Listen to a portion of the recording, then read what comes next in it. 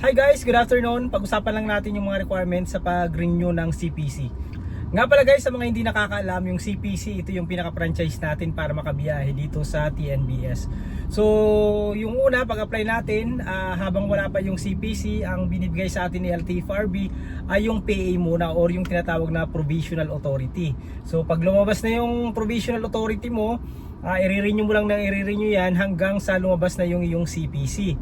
So ang CPC mo naman, ang unang labas niyan, pag binigay na ng LTFRB, ang unang labas niyan, ang expiration date niyan ay 2 years ang validity niyan. So kung kailan nilabas, for example, katulad ng sa akin December, so ang expire niyan after 2 years. For example, nakuha mo ng December 2025, so mag-expire diyan ng December 2027. So bali 2 years yung validity. And then pag na-renew mo na yan, magiging validity na lang yan is 1 year. So every year mo na i-renew yan. So yung unang bigay lang sa iyo is 2 years ang validity. Pangalawang, ang mga sumunod na bigay sa iyo is 1 year na lang yung validity ng CPC. So pag-usapan natin ngayon yung mga requirements, kung ano-ano nga ba yung mga requirements. Dahil nga pumunta ako ng lawyer nung nakaraan, dahil lumabas na yung CPC natin, kinuha natin yung mga requirements, and nag-ask na rin tayo ng mga requirements kung paano nga ba mag-renew ng CPC. Dahil syempre dapat handa na tayo and alam na natin yung mga proseso bago pa mag-expire yung ating CPC, para alam na natin and hindi na tayo maging hassle, and ma-prepare na natin din yung mga kailangan dokumento sa pag-renew ng CPC. So ito nga yung mga listahan ng pag-renew ng CPC. So yung una na nga dyan sa listahan ay yung PAMI, so yung passenger insurance. So yung PAMI naman, sa mga bumibiyahe na, alam na nila yan. So kailangan valid yung PAMI mo.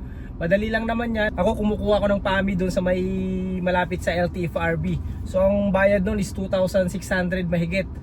So every year din yun nag-expired, so kailangan natin yun. Pangalawang requirements ay yung proof of citizenship. So pwede yung passport, pwede rin yung birth certificate. Isa yun sa mga kailangan. Sumunod na requirements ay yung BIR, yung 2303 or yung Certificate of Registration sa BIR. So sa mga bumibiyahe na, mayroon na tayo niyan, dahil yung unang pag-apply pa lang natin, kailangan natin ng BIR.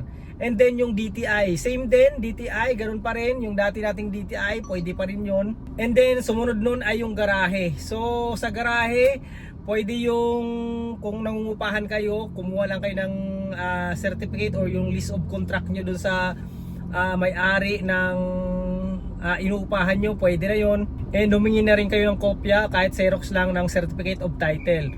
Or kaya naman, kung wala naman, or kung may kakilala naman kayo na kaibigan nyo, so humingi lang kayo ng certificate na pinapagamit nila yung kanilang garahe sa inyo. So pwede na yun, tinatanggap na yun. Nga pala guys, yung sa garahe, hindi naman necessary na kung saan ka nakatira, doon yung garahe mo.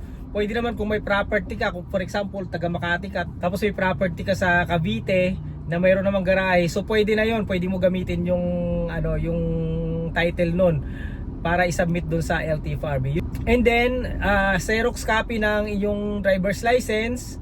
And then next is NBI. Yes, kailangan natin ng NBI. And police clearance, kailangan din natin ng police clearance. So madali lang naman yan, kumuha ng NBI at police clearance. And then ang sumunod ay yung ORCR. Nga pala guys, ito yung pinakakailangan, yung OR.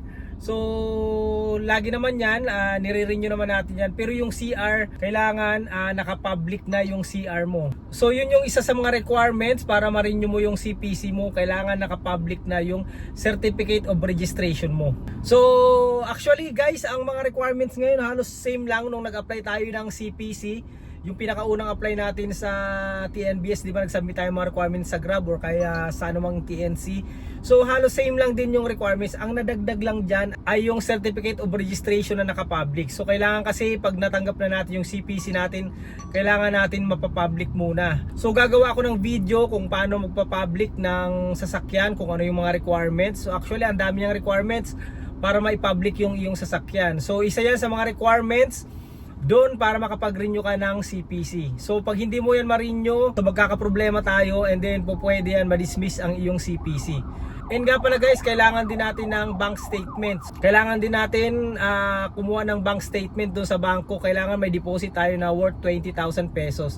And then nga pala guys, isa pa sa mga requirements ay picture. So kung dati, di ba, pinicture natin yung sasakyan natin, na may dyaryo. So ganun din, kailangan din natin mag-picture ng sasakyan natin. So lahat ng side, kailangan natin picturean and i-print dahil isa yan sa mga requirements sa pag-renew ng CPC. So overall, ganun pa rin kung paano tayo nag-process ng ating CPC dati, ganun pa rin yung mga requirements na kailangan natin sa renewal. Provided lang na kailangan yung CR natin or yung Certificate of Registration ay naka-public na. So yun lang guys, maraming salamat. Sana nakatulong sa inyo yung video natin.